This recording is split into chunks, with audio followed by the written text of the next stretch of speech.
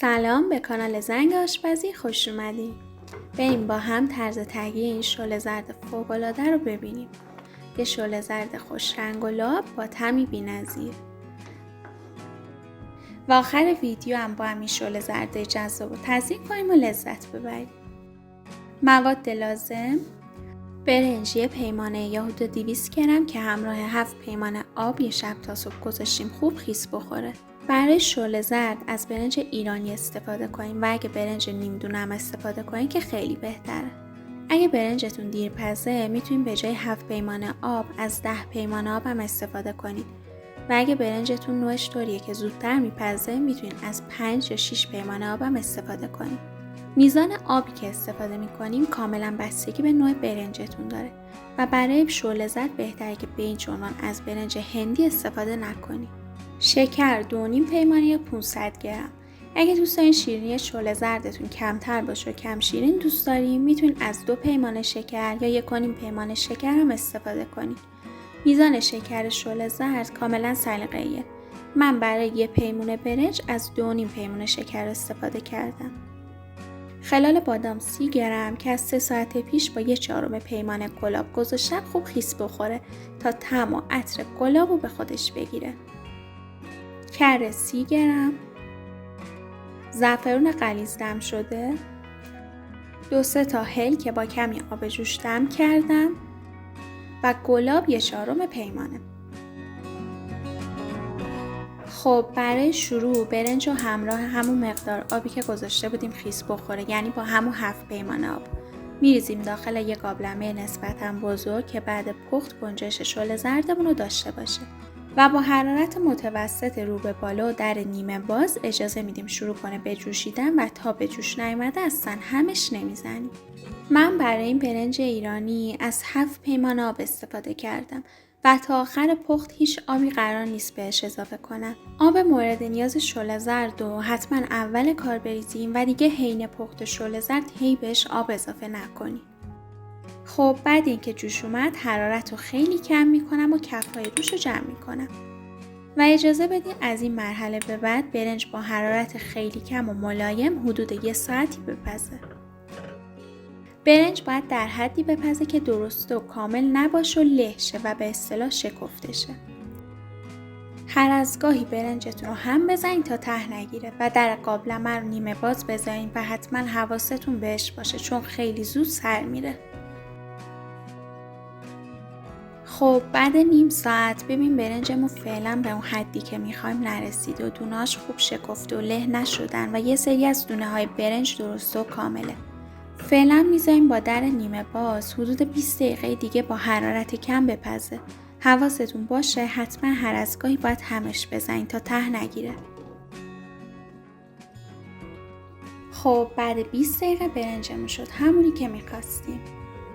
ببین غلظت برنج در چه حدیه و چه خوب شکفت و له شده برنجمون. این برنج کامل پخته و زیاد آبکی نیست. حواستون باشه که بهش آب اضافه نکنین چون بعد اضافه کردن شکرمون آب میندازه و شله زردمون رقیق تر میشه.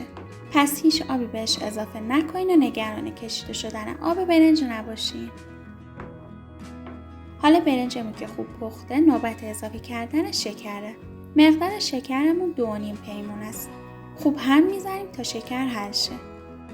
میتونید شکر رو کم کم اضافه کنیم و شیرینیش رو توی این مرحله تست کنید.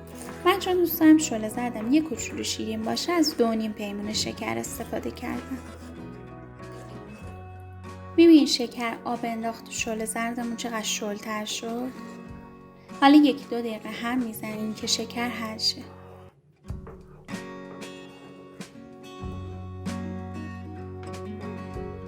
حدوداً بعد 1-2 دقیقه که شکر حل شد خلال بادومو که با گلاب خیس کردیم بهش اضافه میکنیم و خوب هم میزنیم.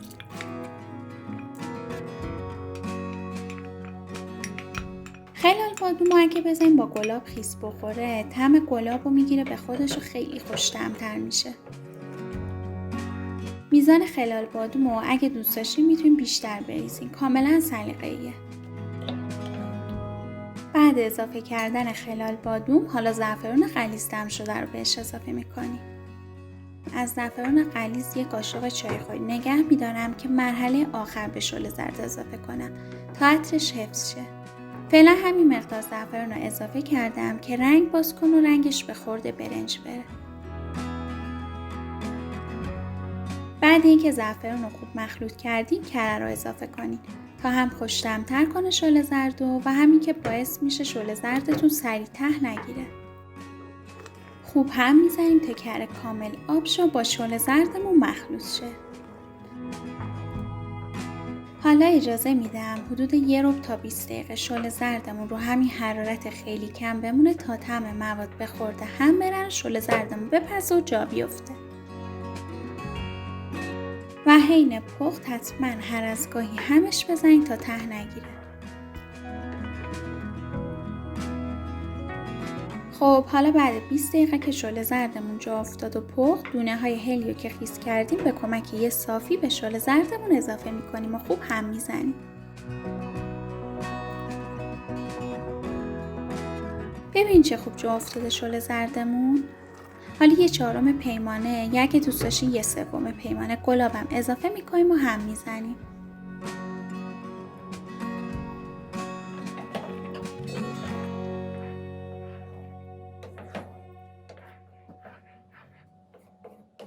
و در نهایت 1 قاشق مرباخوری زعفران غلیظ اضافه میکنیم و هم میزنیم.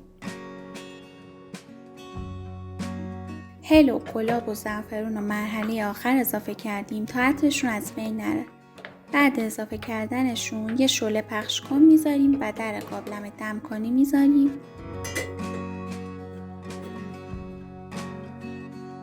و اجازه میدیم با حرارت خیلی کم، یعنی کمترین حرارت ممکن، شل زردمون حدود 10 دقیقه دم بکشه.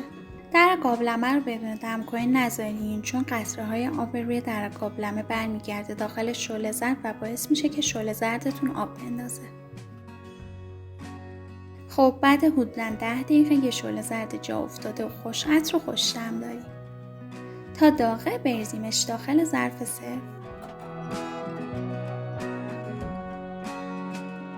این هم از ته ظرفمون که میبینیم با اینکه گذاشتیم دم بکشه اصلا شل زردمون نچسبیده ته ظرف و ته نگرفته، چون حرارتمون خیلی کم بود و حین پخت هی شل زردمون رو هم زدیم. خب حالا بریم که تزیینشون کنیم. خب برای تزیین من از یه تیکه کاغذ که به شکل منحنی برش زدم استفاده میکنم. دارچین میریزم. حالا خلال بادوم.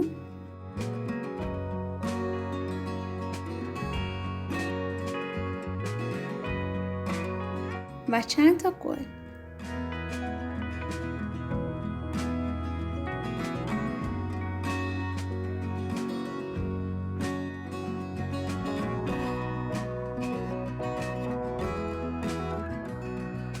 و دوباره دارچین و کنجد. عالیه. حالا بریم سراغ یه تزیین دیگه.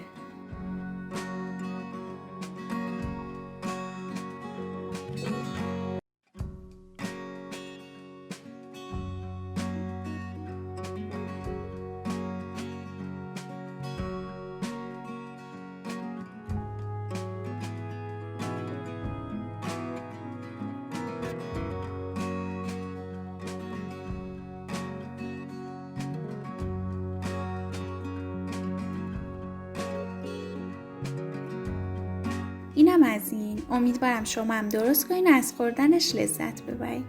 ممنون که همراهیم کردین. لایک و سابسکرایب یادتون نره.